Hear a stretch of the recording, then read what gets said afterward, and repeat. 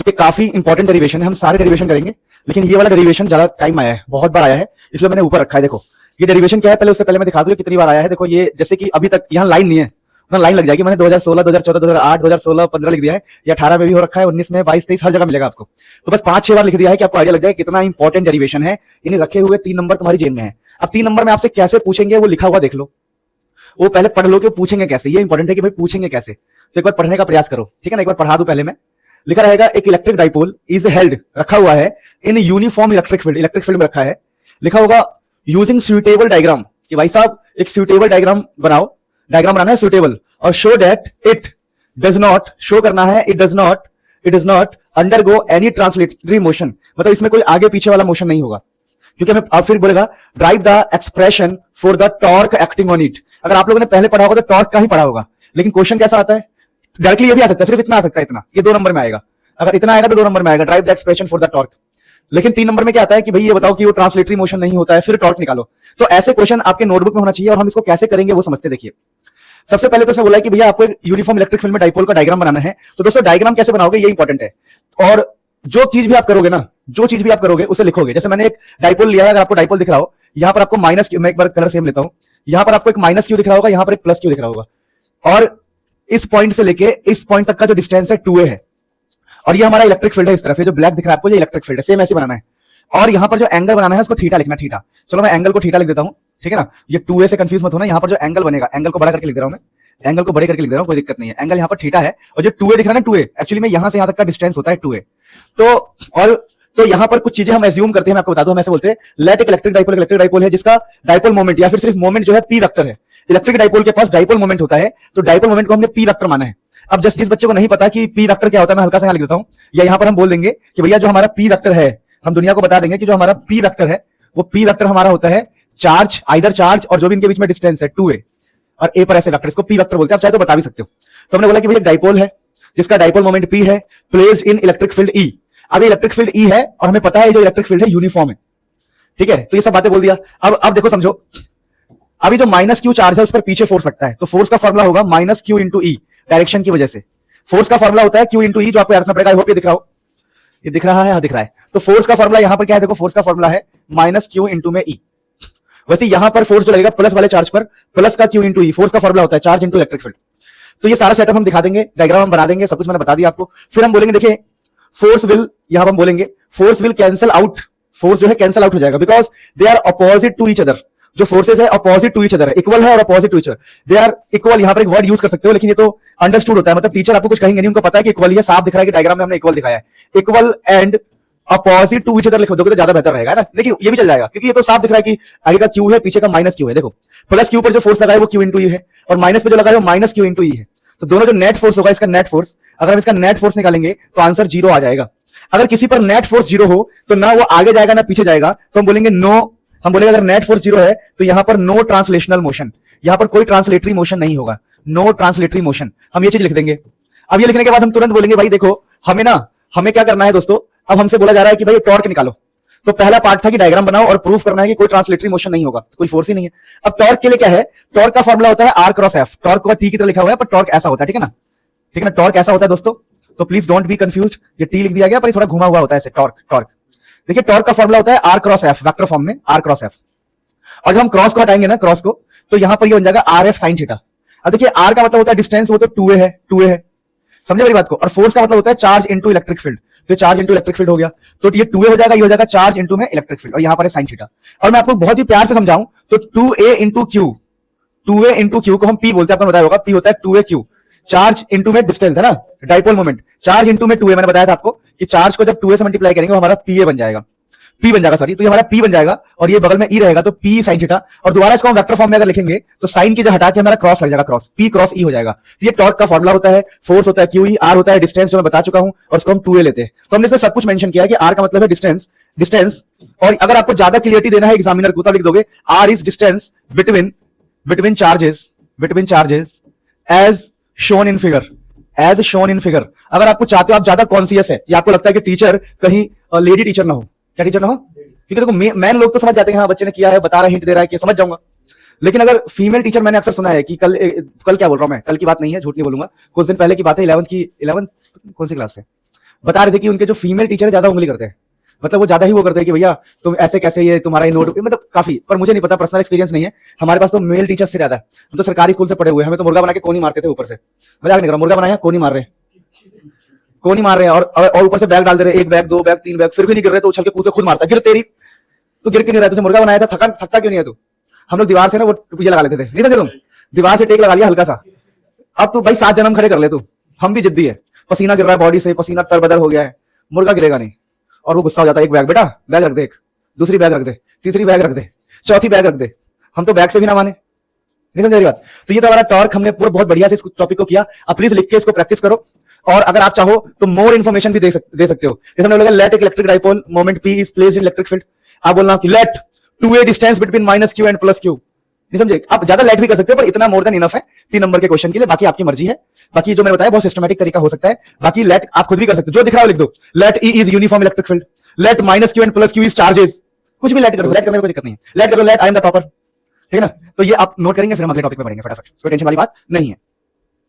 अब मित्रों ध्यान दो, तो ये वाला क्वेश्चन भी बहुत आया है, देखो 2009 2015 2013 2016 2017 ये 18 19 20 19 में 20 में इतनी बार आया कि मैं लिखूंगा ना तो बहुत दिक्कत हो जाएगी मुझे, ठीक है, तो मैंने थोड़ा सा लिख के दिखाया, पीछे पास्ट में इसका क्या महत्व रहा है।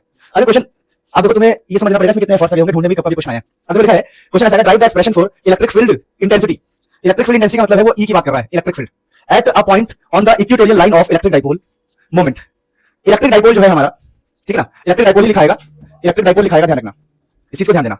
अब वो लिख के आएंगे कि भैया एक इलेक्ट्रिक डाइपोल है, अब इलेक्ट्रिक डाइपोल में क्या होता है, एक चार्ज होता है माइनस क्यू, यहाँ आपको दिख रहा होगा, एक चार्ज होता है प्लस क्यू, ये भी आपको दिख रहा होगा, और ये जो पॉइंट है, ये जो पॉइंट मैं आपको बता रहा हूं, समझना ध्यान से, ये जो पॉइंट है इसको बोलते हैं हम इक्वेटोरियल पॉइंट। अब हमसे बोल रहा है कि इक्वेटोरियल पॉइंट पर 1 मिनट लो दे दो, धन्यवाद।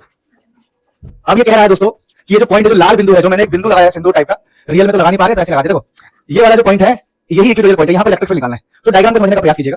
अब देखो सेंटर है, इसको बोलते हैं सेंटर ऑफ डाइपोल, तो सेंटर को हम ओ बोल रहे हैं, तो सेंटर से ना r डिस्टेंस पर हमें इलेक्ट्रिक फील्ड निकालना है, सेंटर से जो इक्वेटोरियल का डिस्टेंस है वो r है। अब इस डायग्राम में समझिएगा, देखो ये जो प्लस का इलेक्ट्रिक फील्ड इस तरफ होता है, इसको बोलते हैं ई पॉजिटिव का, और माइनस का इलेक्ट्रिक फील्ड यहाँ होता है, तो डायग्राम में मैं करेक्शन कर रहा हूं, वो भी आपको करना है, electric field of minus, plus वाला इधर लगाता है इलेक्ट्रिक फील्ड और माइनस वाला इधर लगाता है, और ये एंगल थीटा होता है, ये एंगल भी आपका थीटा होता है, और ये एंगल भी थीटा होता है, बात समझ पा रहे हो, और ये एंगल भी थीटा ही होता है, थीटा ही होगा ना, हाँ थीटा ही होगा, तो ये सारे एंगल थीटा होता है।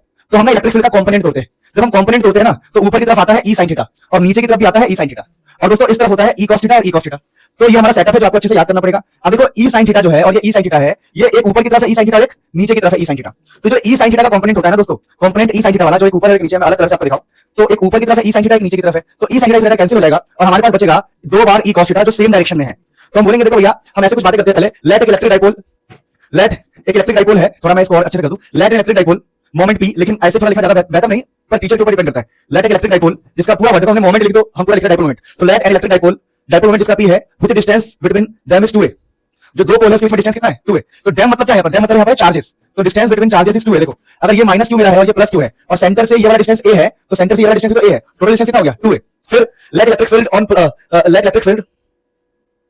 Late electric field due to लिखना पड़ेगा, सॉरी यहाँ electric field due to, sorry ये इंग्लिश थोड़ी सी गड़बड़ है, मैं ठीक करता हूं, कोई बात नहीं। Let electric field due to plus q and minus q respectively shown in figure, shown in figure, shown in figure. तो लिखा let electric field due to plus q and minus q respectively shown in figure, कि electric field plus की वजह से और minus की वजह से हमने शो कर दिया फिगर में।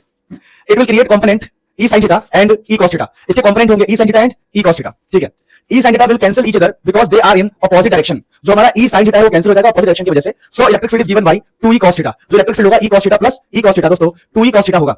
अब मित्रों हमारा इलेक्ट्रिक फील्ड होगा 2e cos थीटा, लेकिन यहाँ पर हमने माइनस का आई कैप लिया है, क्या कोई मुझे बताएगा हमने माइनस का साइन क्यों लिया है? क्योंकि हमारा इलेक्ट्रिक फील्ड पीछे की तरफ है, पीछे होता है एक्स डायरेक्शन, पीछे को हम आई बोलते हैं, तो हमारा ये इलेक्ट्रिक फील्ड का फार्मूला हो गया 2e cos थीटा माइनस का। अब दोस्तों यहाँ पर 2 की जगह 2 रहेगा और इलेक्ट्रिक फील्ड का फार्मूला क्या होता है समझिएगा। देखिए इलेक्ट्रिक फील्ड का फार्मूला होता है k q बाई डिस्टेंस का स्क्वायर, लेकिन अगर आप ये बात जानेंगे तो आप चौंक जाएंगे कि अगर ये मेरा चार्ज है, पॉजिटिव चार्ज है, ध्यान से समझिएगा कि दोस्तों अगर ये मेरा पॉजिटिव चार्ज है तो यहां तक का जो डिस्टेंस है दोस्तों, वो डिस्टेंस अगर ये वाला डिस्टेंस a है, आप ध्यान देना, ये डिस्टेंस a है और ये डिस्टेंस r है, तो पाइथागोरस आएगा a square plus r square, लेकिन हमें डिस्टेंस का स्क्वायर करना होता है, तो स्क्वायर करेंगे तो रूट कट जाएगा। देखो k q बाई डिस्टेंस का स्क्वायर, तो हमारा आंसर क्या आएगा, डिस्टेंस हमारा क्या होगा a square plus r square, root कर चुका है। तो दोस्तों यहाँ पर इलेक्ट्रिक फील्ड की जगह पर आएगा k q by a square plus r square, distance का square a square plus r square आ रहा है। फिर वो cos थीटा होता है बेस अपॉन में हाइपोटेनियस, तो अब बेस क्या है, तो ट्रायंगल का जो बेस है वो a के बराबर है, आप देखिए ध्यान से, ये बेस अपॉन में हाइपोटेनियस, तो अगर ये ट्रायंगल है, आप ट्रायंगल को देखिएगा, मैं आपको एक बार दिखाऊं, झलक दिखाऊं, तो हमारा जो ट्रायंगल बन रहा है ये वाला ट्रायंगल बन रहा है, तो इस ट्रायंगल में बेस हमारा ये है और हाइपोटेनियस हमारा ये है, अंडर रूट वाला हमारा हाइपोटेनियस है, स्क्वायर तो हमने खुद से किया ना, ये हमारा रूट वाला, तो बेस अपॉन में हाइपोटेनियस आपका ये cos थीटा होगा, ऊपर बेस नीचे हाइपोटेनियस, तो a by under root a square plus r square.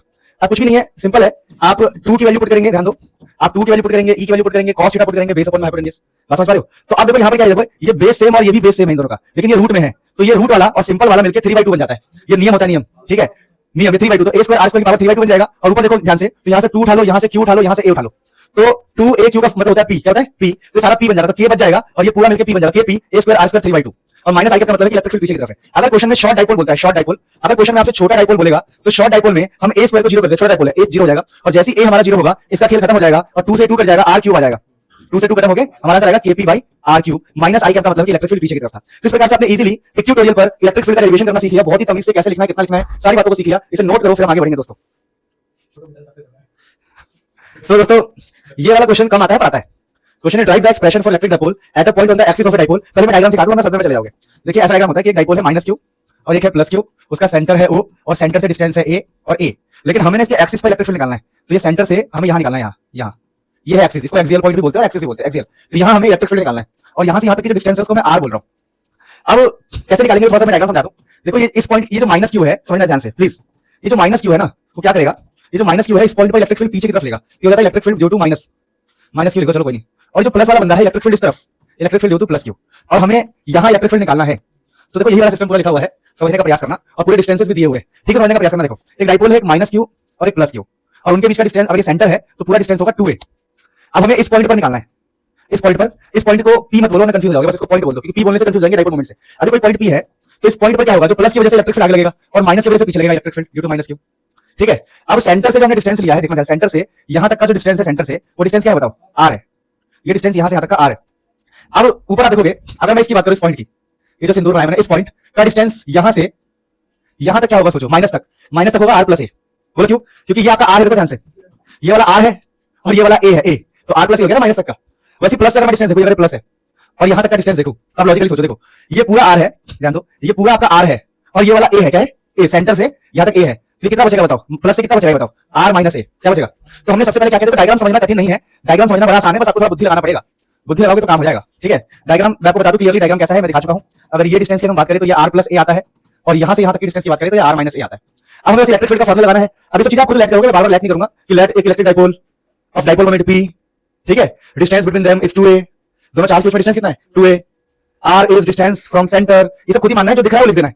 अब देखो आप बोलोगे, सिंपल है, अब आप क्या बोलोगे, electric field due to plus Q, plus की वजह से इलेक्ट्रिक फील्ड कितना होगा, kq बाई डिस्टेंस का स्क्वायर, देखो प्लस से जो डिस्टेंस है r माइनस a, तो r माइनस a का square, electric field due to minus Q. अगर हम इलेक्ट्रिक फील्ड निकालेंगे माइनस की वजह से तो क्या आएगा, देखो लॉजिकली देखो क्या आ रहा है बताओ, माइनस यहां पर है ना माइनस, तो डिस्टेंस कितना है r प्लस a, तो kq by r plus a का होल स्क्वायर। अब दोस्तों कुछ भी नहीं, बड़ा आसान है, अगर आपको नेट निकालना है एक्सियल पे नेट निकालना है, नेट इलेक्ट्रिक फील्ड, तो प्लस और माइनस दोनों में साइन देखो, साइन कैसा है, एक आगे की तरफ है तो एक पीछे की तरफ है, क्योंकि एक पॉजिटिव एक नेगेटिव है, तो ये दोनों बेसिकली आपस में माइनस हो जाएंगे, आपको नेट आंसर मिल जाएगा इलेक्ट्रिक फील्ड एट एक्सियल। तो एक्सियल पर इलेक्ट्रिक फील्ड आपको मिल जाएगा kq r minus a square minus kq r plus a, और वेक्टर फॉर्म में लिख रहे हैं तो इसका नेट डायरेक्शन आगे की तरफ आता है, आई कैप की तरफ, आगे डायरेक्शन किस तरफ रहेगा बताओ, आगे की तरफ, ठीक है, क्योंकि आगे वाला जीत जाएगा, kq by r minus a का होल स्क्वायर, प्लस वाले में से माइनस को माइनस कर देना। अब इसमें देखो, अब मैथ्स है पूरा, मैं आपको बताऊं तो इसके बाद तो मैथ्स है पूरा। देखो क्या हमें क्वेश्चन करना है, ये हमारा चल रहा है ई एक्सियल चल रहा है, ठीक है, ये आई कैप डायरेक्शन आगे की तरफ होगा, ध्यान रखना, तो लास्ट में लगा देंगे हम, ई लिख दो, ई नेट ई एक्सियल। अब सुनो, अब यहाँ पर k और q को कॉमन ले लो, क्योंकि दोनों में ही kq है, देखो ध्यान से, दोनों में ही kq है, देखो kq कॉमन ले लेंगे, तो आपको kq कॉमन लेना है दोस्तों, तो आप kq को कॉमन ले लो, फिर इस वाले को यहां मल्टीप्लाई कर दो, इस वाले को यहां मल्टीप्लाई कर दो, तो क्रॉस मल्टीप्लाई करना है लगे, तो क्रॉस मल्टीप्लाई करोगे तो ये इधर जाएगा, ये आपस में मल्टीप्लाई हो जाएंगे, ऐसा होता है क्रॉस मल्टीप्लाई। देखो ये इधर गया, ये इधर गया, और दोनों आपस में मल्टीप्लाई हो गए, तो उसके बाद सिचुएशन ऐसी आएगी, उसके बाद आपको a प्लस b का होल स्क्वायर खोलना पड़ेगा, a माइनस b का होल स्क्वायर खोलना पड़ेगा, कट हो जाएगा और ऐसा कुछ बचेगा। देखो कैलकुलेशन आपको हल्की संभालनी पड़ेगी, ठीक है, या याद करके चले जाओ, एग्जाम में एक्टिंग, देखो एग्जाम में सिंपल बोल रहा हूं, अगर आप बढ़िया स्कोर करना चाहते हो तो ये मत सोचो आप एग्जाम में खुद से करोगे, घर से ही पूरा याद करके जाओ और एग्जाम में उतार के आ जाओ, क्योंकि वहां पर अगर खुद से करने लग जाओगे, अच्छा a प्लस b का होल स्क्वायर है, तो भैया टाइम खराब होगा, कुछ भी नहीं करो। मैं ये तो अच्छी बात है कि आप खुद से कर रहे हो, पर चीजें याद करके जाना ज्यादा बेहतर होता है। अगर आप स्कोर के पीछे भाग रहे हो तो आज के टाइम पर घर वाले तुम्हारे स्कोर ही देखेंगे, तो a प्लस b का होल स्क्वायर माइनस b का होल स्क्वायर खोल देना, तो आपको सिचुएशन ऐसी दिखाई देगी, ऊपर मिलेगा आपको 4ar, बगल में kq मिलेगा और नीचे मिलेगा आपको r square minus a square का होल स्क्वायर, ये होल स्क्वायर चलता रहेगा, ठीक है। अब दोस्तों इसको ना खोल के लिखेंगे, देखो यहाँ देखो q दिख रहा है आपको q, और यहाँ 4 है ना, 4, इस 4 को हटा के मैं 2 into 2 लिख दूं ताकि आपको समझ में आए कि क्या चलने वाला है।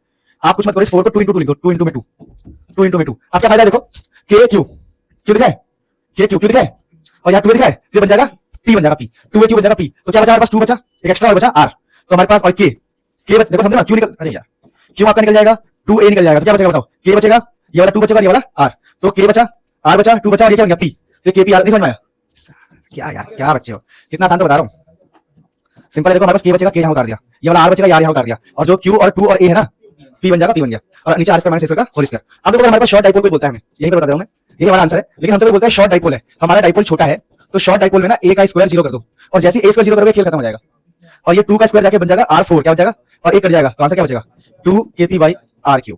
तो यही इसका आंसर होता है हमारा electric field at axial point. तो काफी अच्छा है, इसे नोट करो, फिर हम आगे बढ़ेंगे।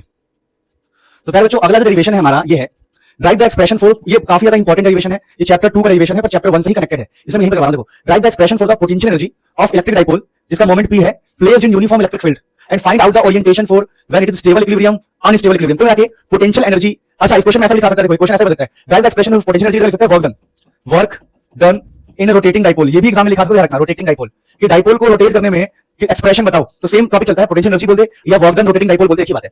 अब देखिए दोबारा वही लेट फाइट करना पड़ता है कि let and uniform electric field E, ये यूनिफॉर्म इलेक्ट्रिक फील्ड ई है, dipole moment p vector placed in electric field, जो हमारा डाइपोल मोमेंट का p वेक्टर है, जो डाइपोल मोमेंट है जिसका p वेक्टर है वो इलेक्ट्रिक फील्ड में प्लेस किया गया, ऐसे बोल सकते हो let electric dipole placed in electric field having dipole moment p, distance between them is 2a, सब कुछ सेम यार, कोई वो नहीं है। और एंगल मान लेते हैं किसी भी पॉइंट ऑफ टाइम पर, जो एंगल बन रहा है वो थीटा बन रहा है।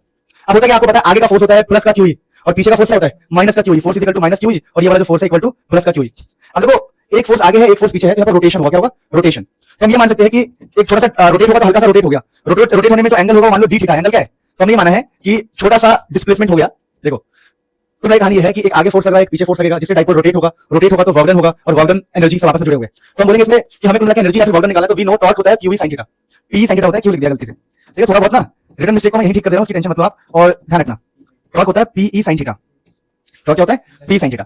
तो दोस्तों टॉर्क हमारा P sin थीटा होता है, और हम बोलेंगे work done in rotating the dipole through an angle d theta. अगर हमने d थीटा से रोटेट किया, हल्का सा रोटेट कर दिया, ऐसे रोटेट हो जाएगा ना, एक फोर्स आगे एक फोर्स पीछे है, तो वर्क डन का फार्मूला क्या होता है dw = टॉर्क इनटू में d थीटा, ये टॉर्क होता है, टॉर्क इनटू में d थीटा। अब टॉर्क की जगह पर लिख देंगे हम P sin थीटा और d थीटा रहेगा।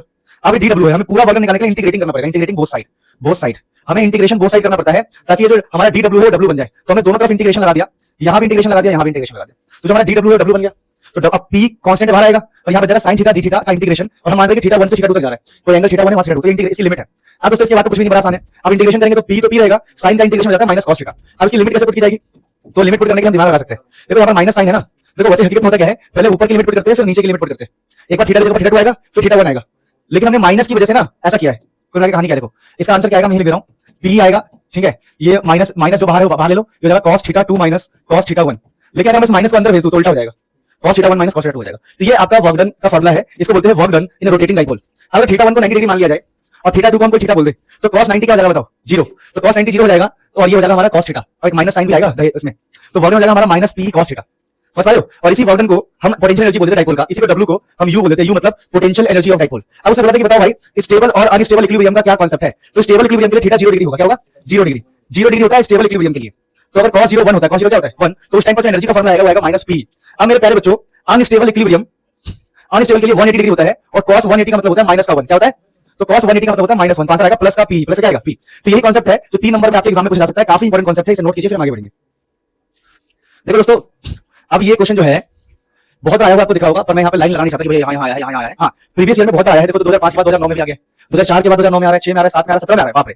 तो ये कभी भी आ सकता है, अभी आता भी है। क्वेश्चन क्या होता है, with the help of Gauss's law write the expression for electric field due to infinitely long straight wire, क्या बात है, इन्फिनिटली लॉन्ग स्ट्रेट वायर, लंबा है 2 बार, ठीक है, तो इन्फिनिटली लॉन्ग स्ट्रेट वायर, याद करो मिस प्रिंट है, कुल कहानी क्या है, कुल मैं डायग्राम आपको समझाऊं, ऐसा कुछ है, ठीक है, एक स्ट्रेट वायर है जिसपे पॉजिटिव बना हुआ है, और बोल रहे हैं कि बहुत ही बड़ा है, इन्फिनिटी है, तो बताओ यहां पर कितना, इस डिस्टेंस पे r डिस्टेंस पर कितना इलेक्ट्रिक फील्ड होगा। तो गॉस लॉ कहता है कि पहले गॉसियन सरफेस बनाएंगे, तो हमने गॉसियन सरफेस मान लिया है, ठीक है, तो वही वाली बात है कि गॉसियन सरफेस माना गया है। और आपको ये समझाता हूं बढ़िया से कि देखिए हमने कुछ सरफेसेस का नाम रखा है, ये है फर्स्ट सरफेस और ये हमारा है सेकंड सरफेस। ये ना फ्लैट सरफेस होता है, फ्लैट सिलेंडर का ऊपरी हिस्सा जो है इसको बोलते हैं फ्लैट सरफेस, देखिए जो ऊपर का हिस्सा है ये वाला, इसको बोलते हैं फ्लैट सरफेस, और ये भी हमारा फ्लैट सरफेस होता है नीचे वाला। अगर मैं आपको क्लियरली बताऊं तो हमारा इलेक्ट्रिक फील्ड ऐसे निकलेगा, तो जो हमारा इलेक्ट्रिक फील्ड ऐसे निकलता है, इलेक्ट्रिक फील्ड ऐसे, तो ये हमारा इलेक्ट्रिक फील्ड डायरेक्शन होता है। तो हमारा इलेक्ट्रिक फील्ड जो है ना कर्व सरफेस में ही रहता है, मतलब कट करता है कर्व सरफेस को, फ्लैट सरफेस की तरफ इलेक्ट्रिक फील्ड नहीं जाता है। तो यहाँ पर और यहाँ पर फ्लक्स 0 होता है, यहाँ कुछ भी नहीं करना है, जो करना है कर्व सरफेस में करना होता है। तो हमारा जो फर्स्ट और सेकंड सरफेस हमने जो बोला है, फर्स्ट और सेकंड, उससे हमारा लेना नहीं है। तो लिखा हुआ देखिए कि let a infinity long straight wire enclosed by Gaussian surface with charge q, उसका जो चार्ज है q, एंड यहाँ पर एक चीज मेंशन कर देना, एंड ये आपको पता होगा लैम्डा जो होता है q/l होता है, ये मेंशन कर देना, एंड जो लीनियर चार्ज डेंसिटी इसका नाम होता है linear charge density, linear charge में तो मैं कहता हूं ना आपको लेट करने में क्या करना होता है, जो आप यूज करोगे उसको डिफाइन कर दो। इसलिए मुझे पता है मैं फ्यूचर में लैम्डा इस्तेमाल करूंगा, तो लैम्डा को मैंने डिफाइन कर दिया, and linear charge density is q/l मैंने डिफाइन कर दिया। अब देखिए मैं बोलूंगा in surface first and second flux is 0, flux 0 क्यों है, उसके दो रीजन है, आप सिंपल लिख देना कि ऐसा लिख सकते हो कि area vector is perpendicular to electric field, खत्म। तब भी आंसर जीरो होता है। बताओ कैसे? देखो, अगर इस सरफेस का मैं एरिया वेक्टर की बात करूं, देखो अगर मैं ऊपर वाले सरफेस की एरिया वेक्टर की बात करूं तो एरिया इसका ऊपर की तरफ है, लेकिन इलेक्ट्रिक फील्ड इस तरफ है, तो इन दोनों में 90 डिग्री बन रहा है। और दोस्तों जब भी 90 डिग्री बनता है तो फ्लक्स क्या होता है? जीरो। तो आप कह सकते हो कि एरिया वेक्टर, जहां पर आप डिफाइन कर सकते हो कि ए का मतलब मेरा एरिया वेक्टर है, ए का मतलब क्या मेरा एरिया वेक्टर, आप डिफाइन भी कर सकते हो, बाकी अंडरस्टूड है कि वहां से फ्लक्स जीरो होगा। यानी कि अब जो भी हमारा गॉस लॉ लगेगा वो कर्व सरफेस पे लगेगा, तो हम लिख देंगे फोर कर्व सरफेस। क्या लिख देंगे? Four curve surface. ये मैं आपको गाइडेंस दे रहा हूं, इसको वो तो खत्म हो गया, यहां तक ऊपर खत्म। अब हम कर्व सरफेस पे लाएंगे गॉस लॉ, जो हमारा कर्व सरफेस है। तो गॉस लॉ कहता है ई डॉट, जो भी डीएस है, डीएस मतलब वही सरफेस एरिया एलिमेंट, क्यू अपन में एलिमेंट होता है। अब ई की तरह ई रह जाएगा और सरफेस एरिया जो होगा उसका 2 पाई आरएल, कर्व सरफेस एरिया क्या होता है? 2 पाई आरएल। तो ये हमारा जो 2 पाई आरएल नीचे आ जाएगा, तो ई यहीं छूट जाएगा, 2 पाई आर नीचे आ जाएगा, तो ये हो जाएगा Q by epsilon not 2 pi RL, 2 pi RL Q by epsilon not. अब देखिए क्यू बाई एल जो है, क्यू बाई एल इसको मैं यूज करने वाला था, मैंने डिफाइन कर दिया कि क्यू बाई एल को हम लैम्डा बोलेंगे। क्या बोलेंगे? लैम्डा। तो दोस्तों यहाँ पर आपको ना हर चीज को डिफाइन करना जरूरी है, दोबारा बोल रहा हूं। तो क्यू बाई एल का लैम्डा, तो lambda 2 pi epsilon naught R, 2 pi epsilon naught R. तो ये इलेक्ट्रिक फील्ड का डायरेक्शन क्या होगा? आर कैप की तरफ, डायरेक्शन रेडियस की तरफ होगा, रेडियस की तरफ, आर कैप की तरफ। तो ये हमारा वेक्टर फॉर्म में हो गया। इसे ग्राफ क्या आएगा एग्जाम में? बड़ा आसान है। देखो इलेक्ट्रिक फील्ड ये डिस्टेंस है, तो ऐसे होगा inversely proportional, electric field distance inversely proportional. तो हमें इलेक्ट्रिक फील्ड निकालना था, हमने निकाल दिया, और ये क्वेश्चन काफी ज्यादा इंपॉर्टेंट जाता है, इसे नोट कीजिए, फिर हम आगे बढ़ेंगे।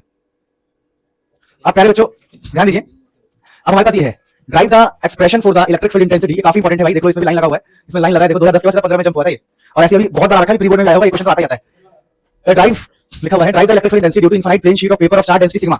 इधर इसमें मेंशन किया है कि हमारा जो चार्ज डेंसिटी है वो सिग्मा है, तो आप यहाँ पर सिग्मा को डिफाइन कर देंगे, ऐसी कोई बात नहीं है। सबसे पहले आप क्या बोलेंगे?